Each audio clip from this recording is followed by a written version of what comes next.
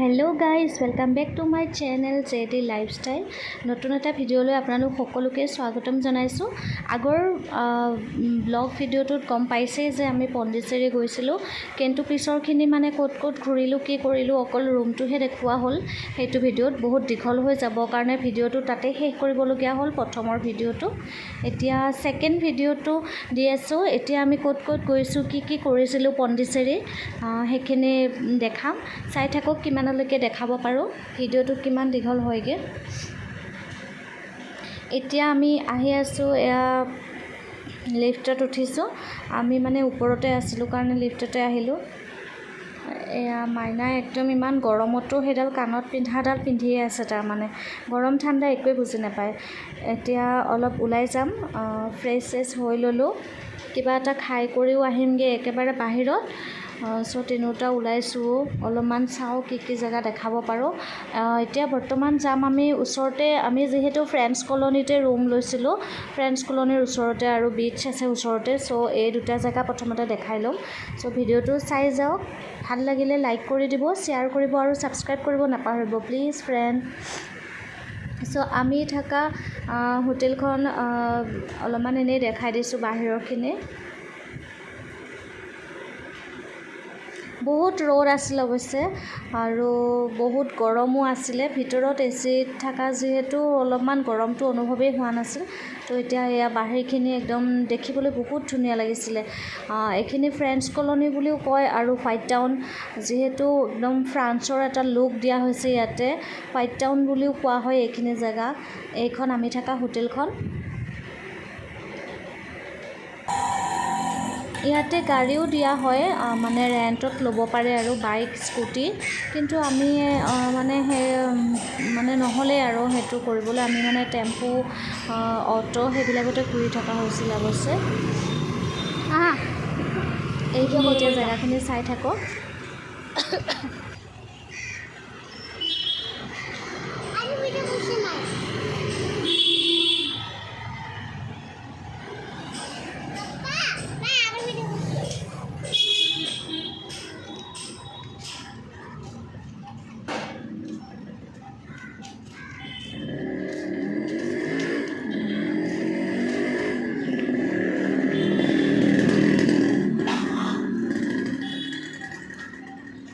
এইফালে ব'লা, ৰ'দ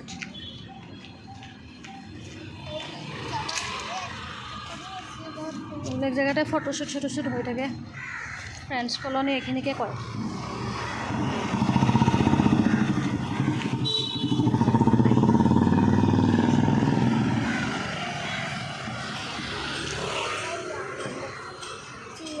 ফটোশ্বটো উঠোৱা মানুহে নাই নহয়, কোনোবা মানুহ।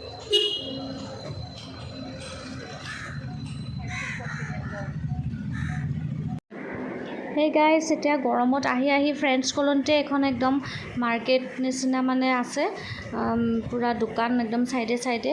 গৰমত মানে চশমা আনাই নহৈছিল, সেইকাৰণে ভাবিছোঁ এখন চশমা মাইনা আৰু মই লৈ লওঁ, কাৰণ ৰ'দটো একদম পূৰা খাওঁ মূৰ্তি একদম দেখিছেই নহয়, ইমান ৰ'দ চোকা দিছিল। চ' এখন মাইনাক কিনি দিলোঁ আৰু এখন মই চিলেক্ট কৰি আছোঁ। চিলেক্ট কৰি লাষ্টত মানে ল'লোগৈ আৰু। এয়া চাওক, একদম পূৰা ধুনীয়া, কিনাৰতে দোকান চোকান বহি আছে ফ্ৰেণ্ডছ কলনীতে। চ' ধুনীয়া লাগিলে, অলপমান এনজয় কৰিলোঁ ইয়াতে, অলপমান চালোঁ খোজকাঢ়িয়ে। এতিয়াহে অলপ চকুকেইটা আৰাম পাইছোঁ, নহ'লে ইমান গৰম, মানে ৰ'দত চাবই নোৱাৰি জানেনে ওপৰত। সেই গাইজ, খোজকাঢ়ি আহিব নোৱাৰি, অলপমান দূৰত, মানে অলপমান দূৰ, বেছি দূৰো নহয়। ইয়াতে এখন গাৰ্ডেন আছে, মাইনাক ভাবিছোঁ অলপমান খেলাই লৈ যাওঁ ইয়াতে। বটানিকেল গাৰ্ডেন বুলি কয়, এইখনো এখন ফেমাছেই গাৰ্ডেন হয় পণ্ডিচেৰীৰ।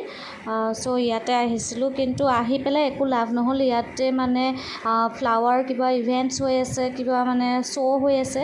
চ' ইয়াতে মানে ন' এণ্ট্ৰি এতিয়া, 2 দিনৰ কাৰণে হ'ব। চ' আমি এই জাষ্ট গেটৰ পৰাই উভতি যাব লগা হ'ল আৰু ভিতৰত যাবলৈ পাৰ্মিশ্যন নাই। চ' এতিয়া আহি এইবাৰ পালোহি মিউজিয়াম।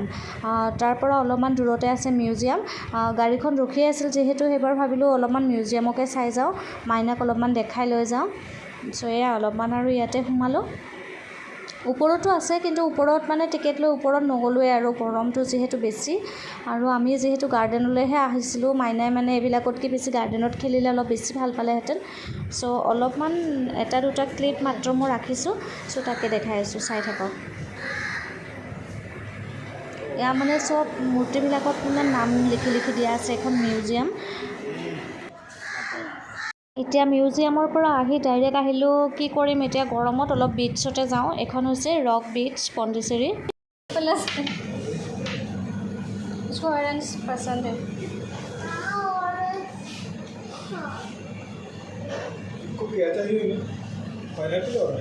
मैंगो चाहिए मैंगो दे मैंगो खाबा ना দিছিলো তুমি পেলাই দিছা আৰু পেলাই দিছা আৰু তুমি